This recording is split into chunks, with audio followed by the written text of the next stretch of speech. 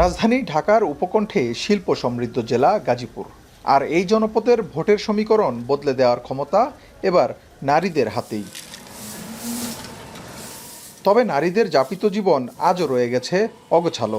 তাদের অভিযোগ, ভোটের আগে প্রতিশ্রুতির ফুলজুরি দিলেও ভোট শেষে কালে ভদ্রেও দেখা মেলে না নেতাদের।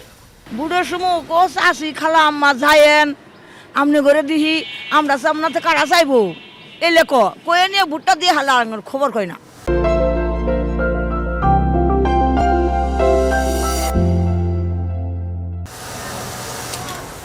নব্বইয়ের দশকে গার্মেন্টস শিল্প বদলে দিয়েছে বাংলাদেশের অর্থনীতি। দশকের পর দশক পেরিয়ে গেলেও বঞ্চনা কাটেনি নারী শ্রমিকদের।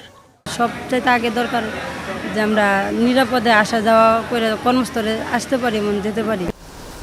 বিগত নির্বাচনগুলোতে রাজনৈতিক দলগুলোর ইশতেহারে নারীর ক্ষমতায়ন ও উন্নয়নের নানা প্রতিশ্রুতি থাকলেও বাস্তবায়ন হয়নি সিকিবাগও। যদি আমরা সবাই মনে করি যে সবাই সচেতন, তাহলে ভোটের ফলাফল নিঃসন্দেহে পাল্টে যাবে। আর যদি মনে করি যে না 3 ভাগের 1 ভাগ সচেতন, বাকি 2 ভাগই সচেতন না, সেক্ষেত্রে কিন্তু পাল্টাবে না, কিছুই পাল্টাবে না। নির্বাচনে গাজীপুরের 5টি আসনে নারী ভোটার অর্ধেকেরও বেশি। সংখ্যায় এগিয়ে থাকলেও প্রশ্ন থেকেই যায়, এই বিপুল নারী ভোট কি সত্যিই বদলে দেবে নির্বাচনের সমীকরণ? ইফতেখার রায়হান, এখন, গাজীপুর।